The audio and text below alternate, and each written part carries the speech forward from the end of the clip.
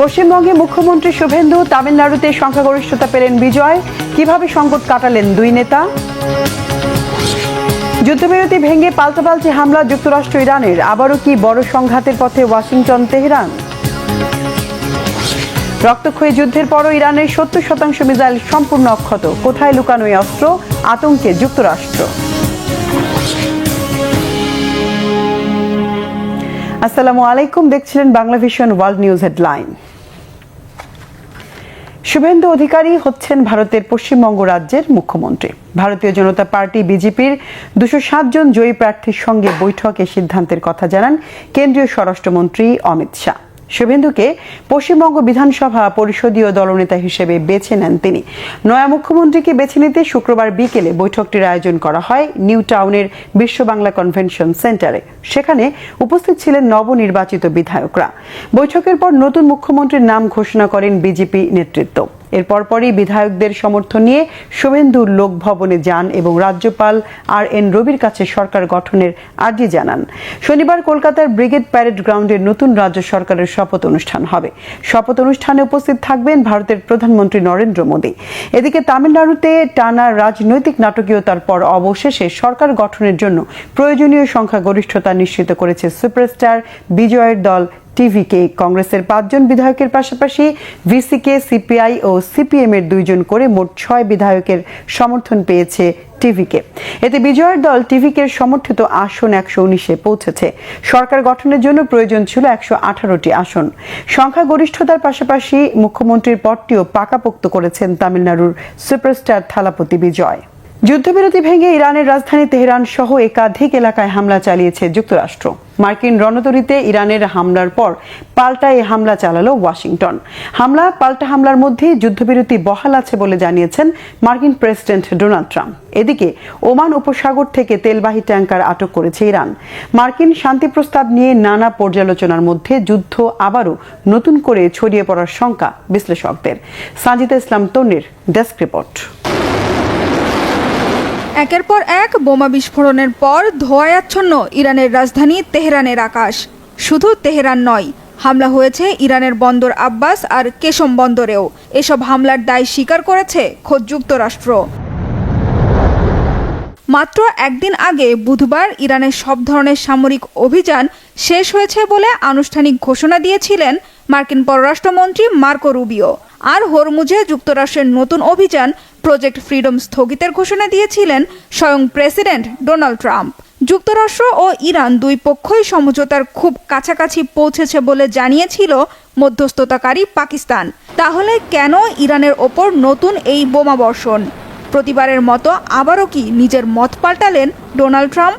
শান্তির পথ ছেড়ে আবারও কি বেছে নিলেন সংঘর্ষের রাস্তা? যুক্তরাষ্ট্রের উস্কানিতে কি ইরানও যুদ্ধে জড়িয়ে পড়বে? উঠেছে এমন অসংখ্য প্রশ্ন। ইরানের ওপর হামলা চালালেও যুদ্ধবিরতি এখনো বহাল রয়েছে বলে দাবি মার্কিন প্রেসিডেন্ট ডোনাল্ড ট্রাম্পের। সামাজিক মাধ্যমের এক পোস্টে ট্রাম্প জানিয়েছেন, তেহরানে যুদ্ধবিরতি লঙ্ঘন হয়নি, শান্তি আলোচনা চলবে। আর তেহরানের ওপর হামলার কারণ হিসেবে যুক্তরাষ্ট্রের 3টি ডেস্ট্রয়ার যুদ্ধজাহাজ লক্ষ্য করে ইরানের হামলাকে দায়ী করেছে মার্কিন সেনাবাহিনীর সেন্ট্রাল কমান্ড সেন্টকম। তবে ইরানের সামরিক কমান্ডের অভিযোগ, একটি তেলবাহী ট্যাঙ্কার ও অন্য একটি জাহাজকে লক্ষ্যবস্তু করে যুদ্ধবিরতি লঙ্ঘন করেছে যুক্তরাষ্ট্র, যার জবাবে মার্কিন ডেস্ট্রয়ারে হামলা চালিয়েছে ইসলামী বিপ্লবী বাহিনী IRGC। দুই পক্ষের পাল্টাপাল্টি হামলার মধ্যে যুক্তরাষ্ট্রকে নিজেদের আকাশসীমা ও সেনাঘাঁটি ব্যবহারের অনুমতি দিয়েছে সৌদি আরব ও কুয়েত। এর আগে হরমুজ প্রণালীতে অভিযান প্রজেক্ট ফ্রিডম শুরু হলে ওয়াশিংটনের জন্য আকাশসীমা ও সেনাঘাঁটি ব্যবহারের ওপর নিষেধাজ্ঞা দিয়েছিল দেশ দুটি। এদিকে যুক্তরাষ্ট্রের দেয়া সবশেষ শান্তি প্রস্তাবের কোনো জবাব দেয়নি ইরান। এখনও পর্যালোচনা চলছে বলে জানিয়েছে দেশটির পররাষ্ট্র মন্ত্রণালয়। আর চলমান পরিস্থিতির মধ্যে সর্বোচ্চ নেতা মোস্তফা খামেনির সাথে বৈঠক করেছেন প্রেসিডেন্ট মাসুদ পেজেশকিয়ান। সর্বোচ্চ নেতার সাথে 2.5 ঘন্টার বৈঠকের কথা জানিয়েছেন পেজেশকিয়ান নিজেই। তবে দুই নেতার মধ্যে কি নিয়ে আলোচনা হয়েছে তা জানা যায়নি। সাজিদা ইসলাম তন্নি, বাংলা ভিশন নিউজ ডেস্ক।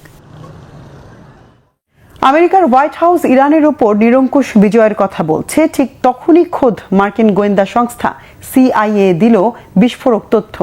গোপন রিপোর্টে দেখা যাচ্ছে কয়েক সপ্তাহে প্রচণ্ড বোমাবর্ষণের পরও ইরানের 70% মিসাইল এবং ড্রোন সম্পূর্ণ অক্ষত রয়েছে। মাটির গভীর সুড়ঙ্গে লুকিয়ে রাখা তাদের এই বিশাল সমরাস্ত্র ভাণ্ডারই এখন পেন্টাগনের মাথা ব্যথার বড় কারণ। তবে কি ট্রাম্পের যুদ্ধ জয়ের গল্প কেবলই ফাঁকা আওয়াজ? হাফিজুল ইসলামের ডেস্ক রিপোর্টে বিস্তারিত। ইরানের হাতে এখনও রয়েছে ভয়ঙ্কর সমরাস্ত্রের বিশাল মজুদ। ট্রাম্পের আরোপিত কঠোর অবরোধ অন্তত 3 থেকে 4 মাস খুব সহজেই সামাল দিতে পারবে তেহরান। আমেরিকার গোয়েন্দা সংস্থা CIA এর সাম্প্রতিক এক রিপোর্ট কাঁপিয়ে দিয়েছে মার্কিন প্রশাসনের আত্মবিশ্বাস। গোপন সেই নথিতে বলা হয়, ইরানের 75% মোবাইল লঞ্চার এবং 70% মিসাইল সম্পূর্ণ সুরক্ষিত আছে। এমনকি মাটির গভীরে থাকা অস্ত্র ভাণ্ডারগুলোও পুনরায় চালু করে ফেলেছে IRGC। সংশ্লিষ্ট সূত্রের বরাতে এমন খবর প্রকাশ করেছে প্রভাবশালী গণমাধ্যম ওয়াশিংটন পোস্ট। সেক্ষেত্রে প্রেসিডেন্ট ট্রাম্পের বিজয়ী হওয়ার গালগল্প মিথ্যা প্রমাণ করছে কি খোদ মার্কিন গোয়েন্দারাই? যুক্তরাষ্ট্রের ইকোনমিক থিওরি বা অর্থনৈতিক তাণ্ডবে অনেকটাই বিপর্যস্ত ইরান। প্রেসিডেন্ট ট্রাম্প, মার্কিন ট্রেজারি বিভাগ সহ অনেকে মনে করছে অবরোধের কারণে ইরানের তেল অবকাঠামো স্থায়ীভাবে ক্ষতিগ্রস্ত হবে, ফলে অচিরেই বন্ধ হয়ে যাবে তেহরানের আয়ের পথ। কিন্তু মার্কিন গোয়েন্দা কর্মকর্তাদের একটি বড় অংশ মনে করেন ইরানের বর্তমান নেতৃত্ব আগের চেয়ে অনেক বেশি কঠোর এবং তাদের ধৈর্য ধরার ক্ষমতাও অনেক বেশি। ইরান কেবল টিকে আছে বিষয়টা সেরকম না, বরং দেশটি নিজেদের অস্ত্রশস্ত্র মেরামত করছে। সবচেয়ে বড় আশঙ্কার বিষয় হলো ইরান তার মাটির নিচের গোপন অস্ত্রাগারগুলো পুনরায় সচল করতে সক্ষম হয়েছে। সাম্প্রতিক যুদ্ধে ইরানের শীর্ষ নেতাদের একটি বড় অংশের মৃত্যু তেহরানের জন্য বড় ক্ষতির কারণ হয়েছে ঠিকই, কিন্তু মোটেও ফুরায়নি দেশটির ক্ষমতাসীন শক্তির আদর্শিক তেজ। ওয়াশিংটন যত দ্রুত তেহরানের পতন আশা করছে, মাঠের বাস্তবতা তার চেয়ে অনেক বেশি জটিল। অবশ্য এর আগেও মার্কিন গোয়েন্দারা সতর্ক করে জানিয়েছিল, ব্যাপক বোমাবর্ষণের পরেও অক্ষত রয়েছে ইরানের অর্ধেকের বেশি মিসাইল লঞ্চার এবং কামিকাজি ড্রোন। গত কয়েক দশক ধরে দেশটির মাটির নিচের সুড়ঙ্গ পথ এবং পাহাড়ের গভীরে লুকিয়ে রাখা সমরাস্ত্রের ভাণ্ডার খুঁজেই পায়নি আমেরিকা।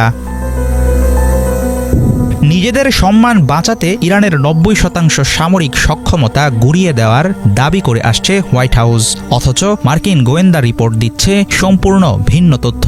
সংশ্লিষ্ট সূত্রগুলো বলছে, ইরান এখনও পুরো মধ্যপ্রাচ্যে নরক নামিয়ে আনার সক্ষমতা ধরে রেখেছে। বিভিন্ন সূত্রের দেয়া তথ্য অনুসারে পাহাড়ি অঞ্চলে ছড়িয়ে থাকা সুবিশাল আন্ডারগ্রাউন্ড নেটওয়ার্ক বরাবরই তেহরানের শক্তির কেন্দ্রবিন্দু হিসেবে কাজ করছে।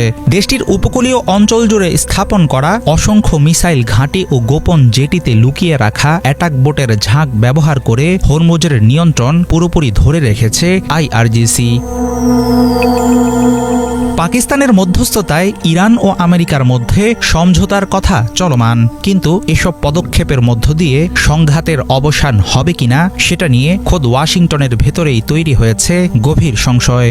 হরমুজ প্রণালী ঘিরে আরোপিত নৌ অবরোধকে স্টিল ওয়াল বা ইস্পাতের দেয়াল বলে গর্ব করে আসছেন প্রেসিডেন্ট ট্রাম্প, অথচ মার্কিন গোয়েন্দা প্রতিবেদন বলছে ইরানের সামরিক সক্ষমতার বেশিরভাগ অটুট থাকায় কঠোর বাস্তবতার মুখোমুখি দাঁড়িয়ে যুক্তরাষ্ট্র। এখন প্রশ্ন হলো, ইরানকে নিয়ে হোয়াইট হাউসের হিসাব না মিললে শেষ পর্যন্ত কি করবেন ট্রাম্প? হাফিজুল ইসলাম, বাংলা ভিশন।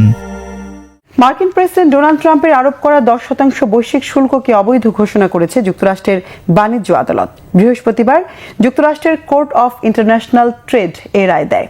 বাণিজ্য উত্তেজনা নিয়ে চীনের সাথে যুক্তরাষ্ট্র বৈঠকে বসার ঠিক আগে এই রায় যথেষ্ট তাৎপর্যপূর্ণ বলেই মনে করা হচ্ছে। বিস্তারিত মীর ফাজলে রাব্বির ডেস্ক রিপোর্টে। নিজের ইচ্ছামতো বিশ্ব বাণিজ্য নিয়ন্ত্রণের স্বপ্নই রয়ে গেল, বাতিল হয়ে গেল মার্কিন প্রেসিডেন্ট ডোনাল্ড ট্রাম্পের আরোপ করা বহুল আলোচিত 10% বৈশ্বিক শুল্ক।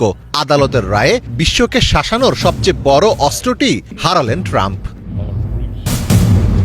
মার্কিন বাণিজ্য আদালত প্রেসিডেন্ট ডোনাল্ড ট্রাম্পের 10% বৈশ্বিক শুল্কের বিরুদ্ধে রায় দিয়েছে। আদালত জানিয়েছে 1970-এর দশকের একটি বাণিজ্য আইনের অধীনে এই ধরনের ঢালাও শুল্ক আরোপের কোনো যৌক্তিকতা নেই। মার্কিন সংবাদ মাধ্যম নিউ ইয়র্ক টাইমসের এক প্রতিবেদন থেকে এ তথ্য জানা গেছে।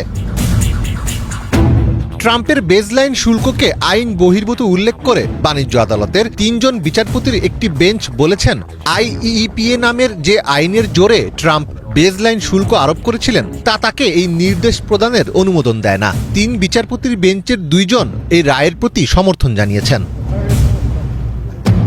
2025-এর আগস্টে বিভিন্ন দেশের পণ্যের উপরে ট্যারিফ আরোপ করেছিলেন মার্কিন প্রেসিডেন্ট। ট্রাম্পের এই ট্যারিফ নীতির বিরুদ্ধে আদালতে মামলা করেছিল একটি খেলনা নির্মাণকারী সংস্থা। এরপর গত ফেব্রুয়ারিতে যুক্তরাষ্ট্রের সুপ্রিম কোর্ট ট্রাম্পের ব্যাপক বৈশ্বিক শুল্ক নীতিকে বাতিল করে দেয়। আদালত বলেছিল, আন্তর্জাতিক জরুরি অর্থনৈতিক ক্ষমতা আইন ব্যবহার করে এত বড় পরিসরে শুল্ক আরোপ করার ক্ষেত্রে ট্রাম্প তার ক্ষমতার সীমা অতিক্রম করেছেন।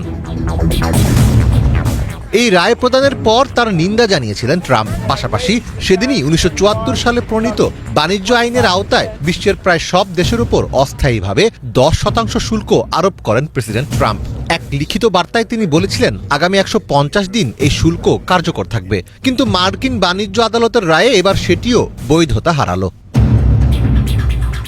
বিশ্লেষকদের মতে মার্কিন আদালতের এই রায়ের পর ভারত, জাপান ও ইউরোপীয় ইউনিয়নের মতো প্রধান বাণিজ্যিক অংশীদাররা বড় ধরনের স্বস্তি পাবে। ট্রাম্পের এই শুল্কের জবাবে অনেক দেশ পাল্টা শুল্ক দেওয়ার প্রস্তুতি নিচ্ছিল। কিন্তু এই রায়ের ফলে সেই সম্ভাব্য গ্লোবাল ট্রেড ওয়ার বা বিশ্ব বাণিজ্য যুদ্ধ আপাতত থেমে গেল।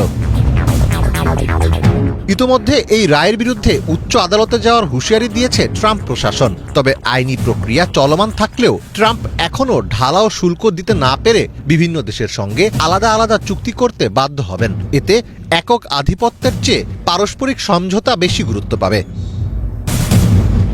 যুক্তরাষ্ট্রের এই অস্থির বাণিজ্য নীতির কারণে অনেক দেশই এখন চীন বা ইউরোপের সাথে বাণিজ্য বাড়াতে উৎসাহী হচ্ছে। আগামী সপ্তাহেই চীন সফরে যাচ্ছেন ট্রাম্প। বেইজিংয়ের সঙ্গে বাণিজ্য উত্তেজনা নিয়ে বৈঠকে বসার ঠিক আগে এই রায় যথেষ্ট তাৎপর্যপূর্ণ বলেই মনে করা হচ্ছে। মীর ফজলে রাব্বি, বাংলা ভিশন। কানাডার রাতের আকাশে হঠাৎ এক রহস্যময় আলো। বিশাল উজ্জ্বল বস্তু দেখে আতঙ্ক ছড়িয়ে পড়ে পুরো কানাডা জুড়ে। কেউ বলছেন ইউএফও, কেউ ভিনগ্রহের মহাকাশযান। কিন্তু শেষ পর্যন্ত বিজ্ঞানীরা দিলেন অবাক করা এক তথ্য। কি ছিল সেই রহস্যময় আলো? মোর্শেদ আলমের ডেস্ক রিপোর্ট। রাতের আকাশে হঠাৎ ভেসে উঠল এক রহস্যময় আলো। মুহূর্তেই আতঙ্ক আর কৌতূহলে সরব হয়ে ওঠেন স্থানীয় বাসিন্দারা। কেউ বলেন ইউএফও, কেউ আবার ভিন গ্রহের মহাকাশযান। আর সেই দৃশ্যের ভিডিও ছড়িয়ে পড়তেই তোলপাড় শুরু হয় সামাজিক যোগাযোগ মাধ্যমে। প্রত্যক্ষদর্শীদের ভাষ্য অনুযায়ী বড় আকারের মেঘের মতো ধোঁয়াটে উজ্জ্বল বস্তুটি নিঃশব্দে আকাশে ভেসে যাচ্ছিল। দেখতে অনেকটা চলচলে জেলিফিশের মতো। কিছুক্ষণ পর ধীরে ধীরে মিলিয়ে যায় সেটি। ভিডিওতে দেখা যায় আলোটি অত্যন্ত নিয়ন্ত্রিত গতিতে একদিক থেকে অন্যদিকে এগিয়ে যাচ্ছে।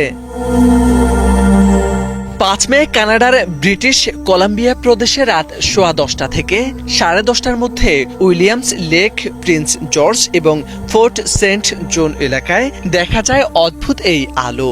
তবে রহস্য বেশিক্ষণ স্থায়ী হয়নি। পরদিনই বিশেষজ্ঞরা জানান এটি কোনো ইউএফও নয়, আসলে স্পেসএক্স এর ফ্যালকন 9 রকেট উৎক্ষেপণের ফলে তৈরি হওয়া জেলিফিশের ইফেক্ট। জানা গেছে ইলন মাস্কের মহাকাশ গবেষণা প্রতিষ্ঠান স্পেসএক্স ক্যালিফোর্নিয়ার ভ্যান্ডেনবার্গ স্পেস ফোর্স বেজ থেকে রাত 9টার দিকে ফ্যালকন 9 রকেট উৎক্ষেপণ করে। রকেটটি যখন বায়ুমণ্ডলের অনেক উপরে পৌঁছায় তখন এর ইঞ্জিন থেকে বের হওয়া গ্যাস চারদিকে ছড়িয়ে পড়ে বিশাল মেঘের মতো। মাটিতে অন্ধকার নেমে এলেও মহাকাশের ওই উচ্চতায় সূর্যের আলো ছিল। সেই আলো গ্যাসের উপর প্রতিফলিত হয়ে আকাশে তৈরি হয় উজ্জ্বল জেলিফিশের মতো দৃশ্য, যাকে বিজ্ঞানীরা বলেন জেলিফিশ ইফেক্ট।